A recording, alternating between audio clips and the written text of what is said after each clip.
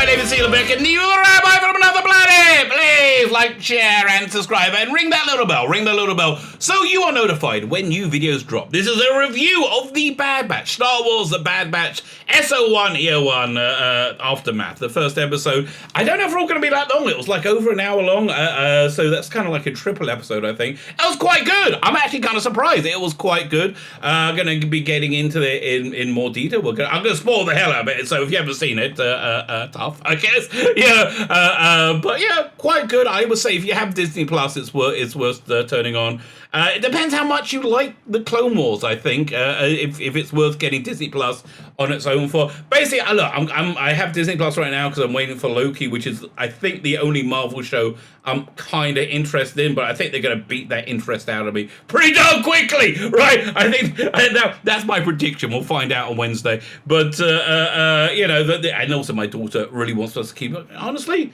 she's like 24. Can't she pay for her own Disney Plus? I don't know. But that's essentially what we have. So anyway, I'm going to be going over the episode. Then we're going to have a quick look at the spat between Freddy Prince Jr., who looks like to be a massive douchebag, a massive Hollywood douchebag, and Hills versus Babyface, not a massive Hollywood douchebag. I like Hills versus Babyface, so I'm pretty much on Hills' side on that one. But before we get into it, can you hit the like button? That'd be freaking awesome. Thank you very much. Hit the like button, hit the share button, comment. Comment is really, really helpful. I've got like 30 comments I need to catch up on. I was too busy yesterday to reply to any comments. That's how freaking busy I've been. Comment, subscribe. That's great. If you hit the subscribe button, I'm getting closer to 3,000 subscribers. I'm like 20 away. Can you hit that subscribe button? That would be fan-dabby double dozy. Thank you very much. And if you subscribe, make sure you're still subscribed, which I think is a bit weird. Like, really? Why does YouTube unsubscribe people from me? I do not know. But please, if you look, somebody just told me yesterday they got unsubscribed. So. Go figure, right? Go figure. Was it? So like, share, subscribe, that's all good things. Oh, and you want to be super nice, go check out my Indiegogo. Go check out my two freaking awesome graphic novels. It's biblical. 220 pages long. Bible source, 80 creators, rationalist rogues, stonking great, like early Vertigo-esque book, like a 90s Vertigo book. And then we got The Imperium, defending the 1960s from threats beyond reality. I call this a love letter to tele-fantasy of the 1960s. If you get both books, of course, you get a bunch of extras, and these extras are fan-dabby double dose. These are absolutely fantastic. You can just get the extras on their own if you prefer. I really prefer you buying the comics, right? I really prefer you buying the comics. That'd be awesome. And then there's posters. I reckon everyone's going to get this A2 poster as well, which is like, was it 18 by 20? It's a big size poster. The eyes have it. Great balls of fire, forever young. And I got a new thing that I got to do some work on before I reveal it unto the world. But honestly, I've just been too bloody busy. Fine. Let's talk about the Bad Batch. So I saw I think I've seen all the Clone Wars. I haven't seen any of Rebels. I really wasn't interested in Rebels when it came out. It seemed a little bit skew younger.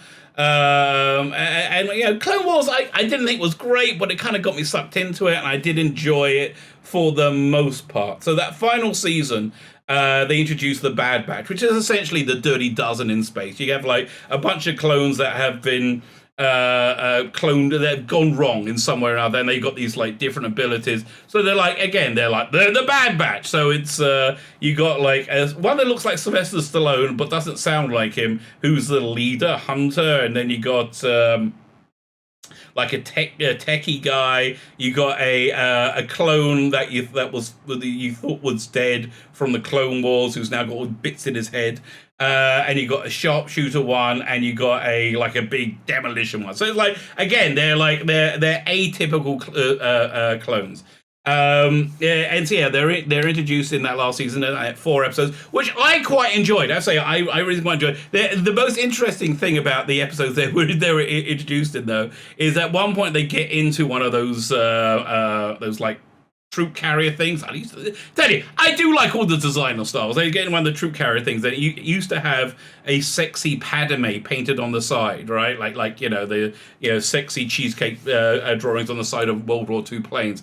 And then but they took that out. It was overly sexual. They'll get too excited. So yeah, listen, it was a interesting premise. I'm glad they continued it. That last season in general, it hit and miss. There was 4 arcs. I can remember 3 out of 4 of them. They had the Bad Batch arc, which I liked. I think there was a Yoda one.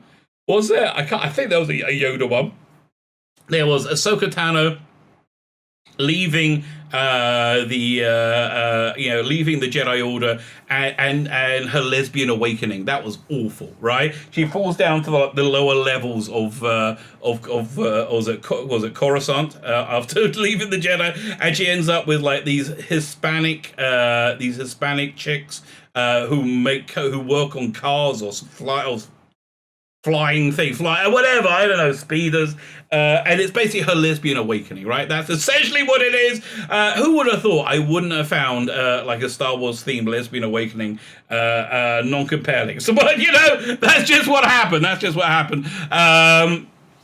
And then the last episode, the last arc was really good. I think George Lucas worked on it. It was a parallel story to Revenge of the Sith, basically dealing with the characters of Clone Wars, right? So I thought that was the strongest, probably the strongest of all the Clone Wars. Great scene at the end where Darth Vader finds Ahsoka Tano's discarded lightsabers in the snow. I think it was in the snow. I think so. Anyway, so we start off with Aftermath. So it begins.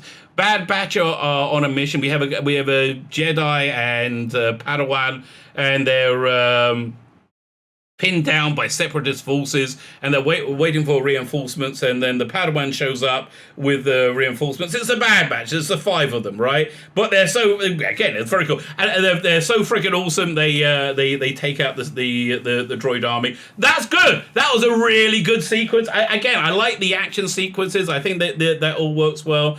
Honestly, I'm not a huge fan of the prequels, but where I am with the prequels is kind of like Stockholm Syndrome. I kind of got used to them, right? I'm like, yeah, okay, they're fine. And in fact, in comparison to the sequel trilogy, which is garbage, utter garbage.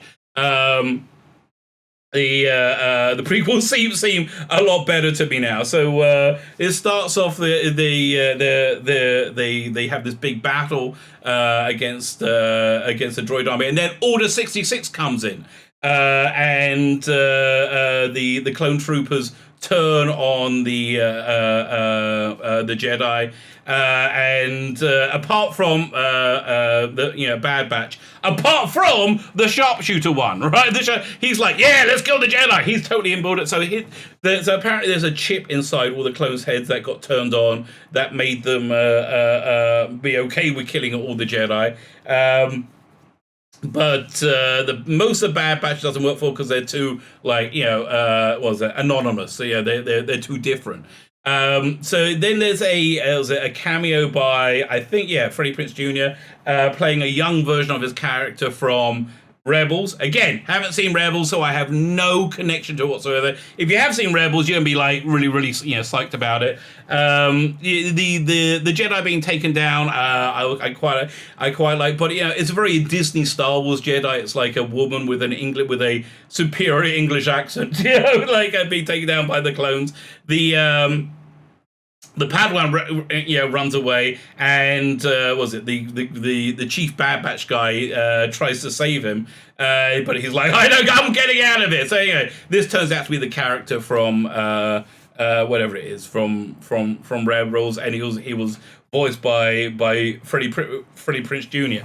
So it was a blink and miss it sort of thing, but I do like the way it kind of sets up where all the characters are. Right, so then they get recalled back to Kamino. It's actually good seeing Kamino again. I don't remember seeing it since Attack of the Clones. So that was good. That's the point. Anyway, they get there and they see like things are changing, right? I guess it's kind of how people feel in America right now, because they've woken up. You know, we had the election last year. They woken up and things have changed. I think pretty much everybody is saying things have changed, not for the better. So the Bad Batch kind of feels that way, apart from the sharpshooter one, and that's the point where we meet the most egregious part of the episode, which is the new female clone. So. Yeah, I always try to look at this as context of the piece itself, of the art of whatever it is I'm reviewing itself, and it was fine. Honestly, it was fine.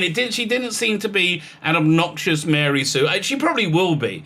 I think what's going on here, they saw the success of Baby Yoda and that juxtaposition of like a child with a grizzled military person, right? And I think that's what they're trying to replicate here. Also, it's Disney Star Wars, so they got to have more positive female role models in it. So essentially, she ends up becoming one of the Bad Batch. She ends up joining up with them. We have a cameo now from he's not Grand Moff Tarkin, it's Admiral Tarkin, I think at the time, maybe. Terrible voice. I think it's the same voice they used in Clone Wars, but it just didn't work at all. And he's there to evaluate the clones. He basically wants to move away from a clone army and move into a conscription army because it's cheaper. Okay, so I'm like, that kind of makes sense.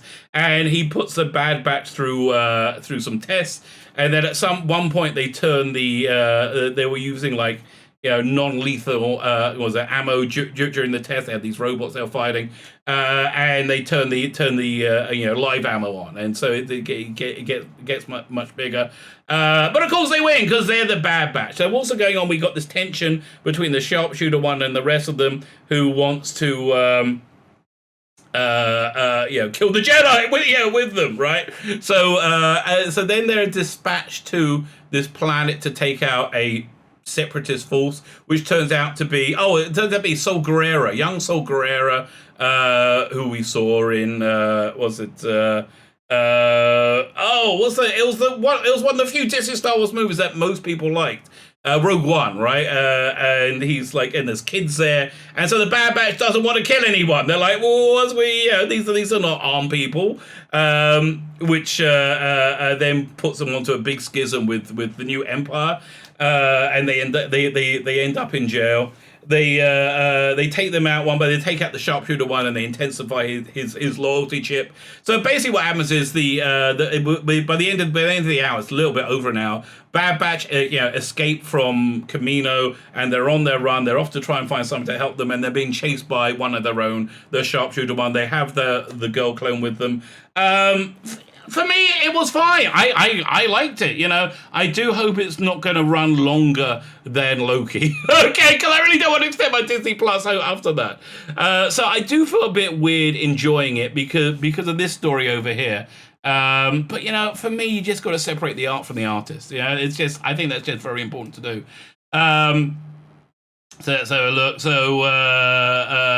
Apparently when Gina Carano went there, so again, if you don't remember Gina Carano, she completely accurately posted an allegory to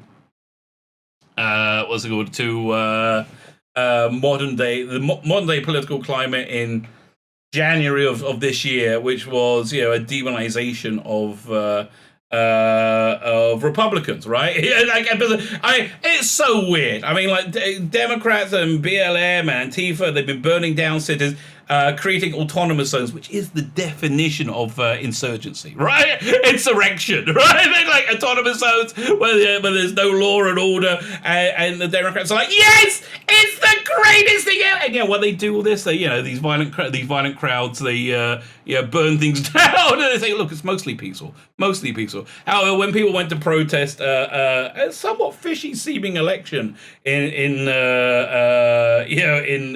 Washington, they were saying like, about 80,000 people there, and it was 2 200-300, I think less of them were not mostly peaceful. So yeah, as it turned out. But I guess one wore a Viking helmet, so that was it. So but that was an insurrection. That was the all that other stuff, all the insurgency, all the that wasn't it. So she, and then if you recall, the media were like, Republicans are domestic terrorists, Republicans. So then that's when she posted this thing saying, demonization people doesn't normally end well, right? And they didn't like that. Why didn't they like that? Because it was entirely accurate, and she was cancelled beyond cancelled, except it doesn't really work anymore. Cancelling people doesn't really work. I mean, unless you're Noel Clark, his life is over. So Freddy Prince Jr., because he's a spineless piece of human garbage, posted this gift saying, go, yeah, okay. So basically he just dumped on the Baron because he's a dick. He's a low-life dick, right? So then people were complaining about his voiceover work for this episode of Bat. I honestly, I didn't even notice. So he pompously says, Twitter is a place where people come to hate and hero worship. I don't care about either side of it. I think you care about both sides of it. You disingenuous piece of human garbage. Just to underline, he was a disingenuous piece of human garbage. Hills as a babyface comes along and says, but you do, you hypocrite. I hate hypocrisy. I really do. You were all too happy to jump on the Gina Carano, hate bandwagon. Piss off back to Hollywood, you utter fake. I tend to agree. Bro, it was a German hologram gif. That shit was funny. Grow up. I'm beginning to say, he says, I'm going to see why you're irrelevant as shit if you think dogpiling and cancellation is being funny, bro.